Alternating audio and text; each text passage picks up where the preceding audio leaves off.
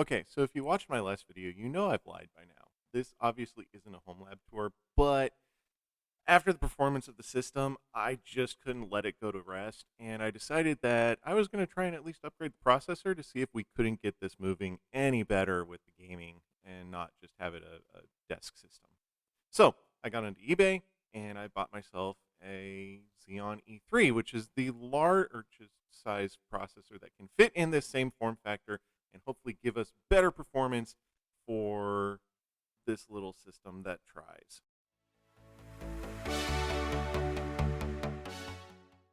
Just take this apart and change out processors, and then we'll button it back up and do some testing.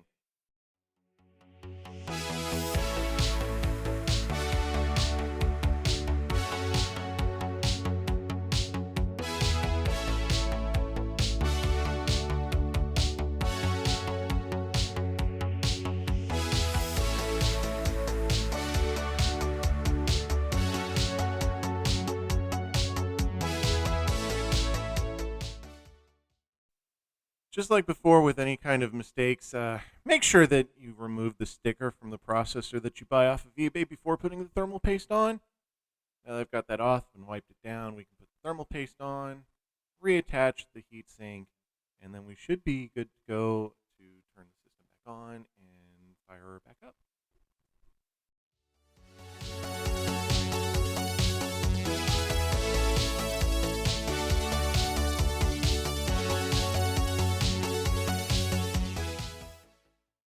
With these mini systems, sometimes having smaller fingers would be helpful.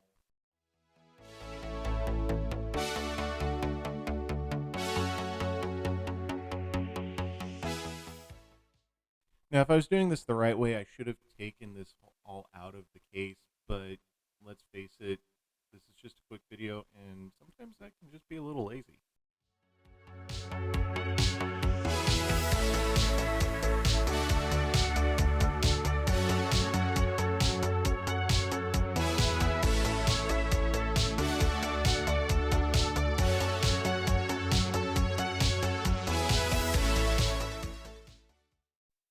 There, it's all buttoned up and should be good to go.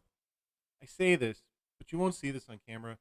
Interestingly enough, one of those pins didn't catch, and the CPU wasn't making full contact with the heatsink, and it actually started to overheat at one point, but I just opened the case back up, tightened it back down, and you'll see later that the system worked just fine.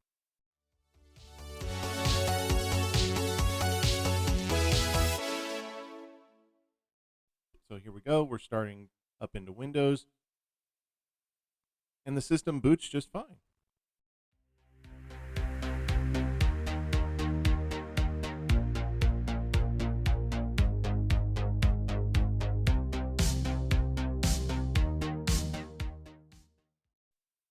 Now, when I bought this CPU, the listing had said that it was a 4-core, 8-threaded processor, and what you saw just now was me looking at the task manager and seeing that it only showed 4 cores and 4 threads.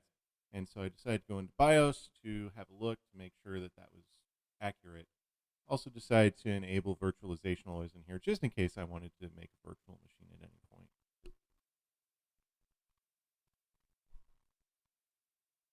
So now that it starts back up, let's go ahead and move over and we'll do some testing on the system. So I wanted to start out by running a benchmark. If you remember from the last video, I couldn't get one for the CPU because usually I use Cinebench, but I went ahead and got Geekbench, which can work on these types of processors. So we're going to go ahead and run an iteration of that, and then we'll see how this computer stacks up.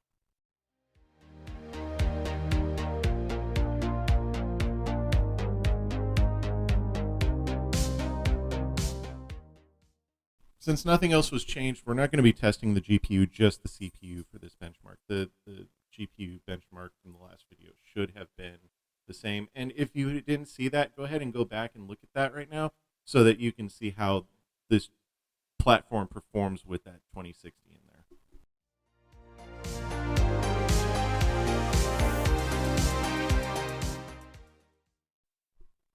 Here, looking at Task Manager in a better view, you can see that this processor specifically is an E3 1225 V2 that's slated to run at 3.2 gigahertz, but can boost up to 3.4, 3.5 gigahertz as needed.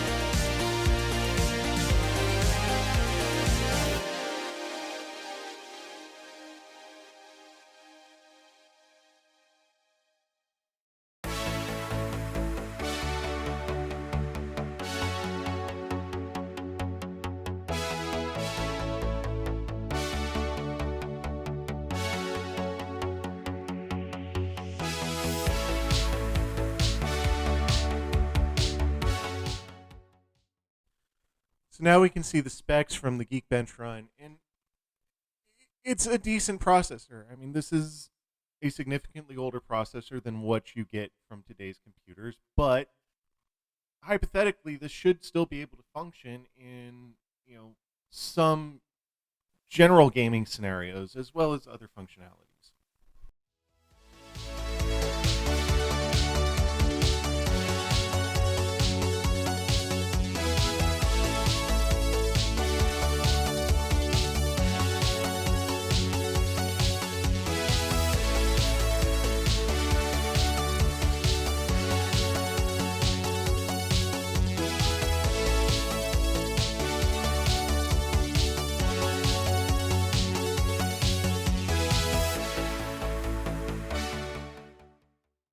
All right, so like before, we're going to go ahead and launch into Fortnite to see if there's any gains compared to last time. Um, Hopefully, by having this slightly better processor in there, the gameplay should at least be somewhat smoother.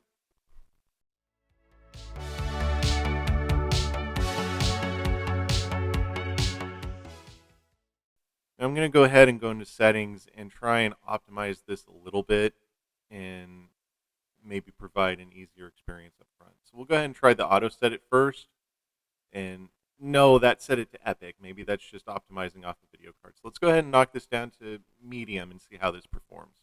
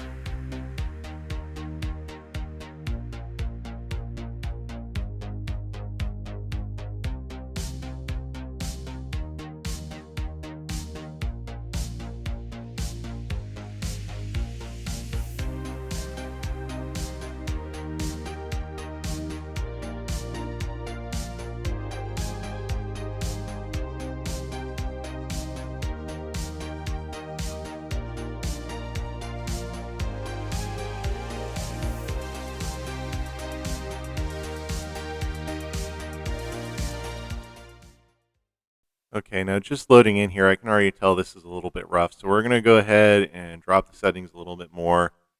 Instead of TSR, let's go down to DLSS.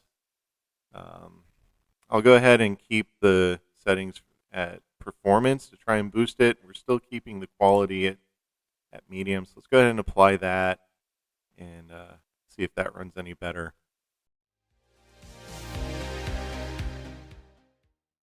It's still pretty rough, isn't it?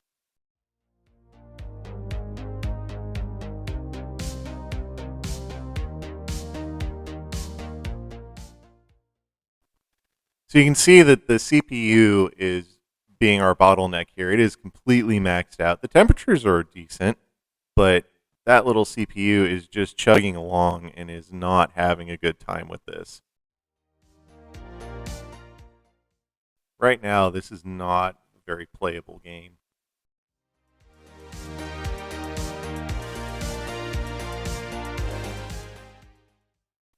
Let's go ahead and drop this down. I'm guessing probably low quality. I mean, we're really going to drop this as far down as we can get and see if I can make something run out of here.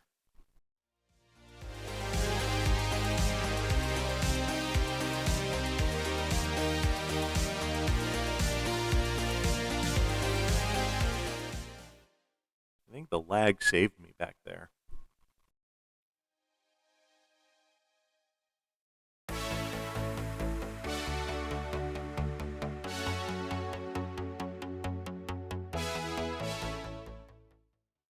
Well, here you can see me pulling a Neo from the Matrix and somehow managing to kill him through all of this blocking lag.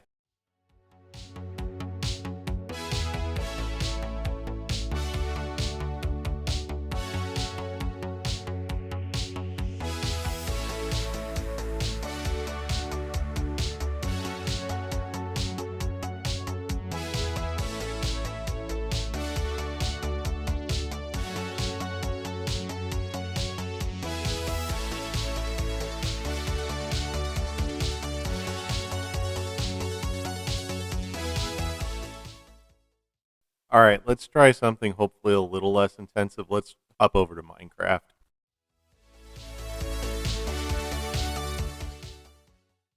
Again, we're going to be using the same world and server that I used in the last video to keep things as equal as possible. But already you can see that that CPU is still pinged at 100% usage. This is probably going to be rough.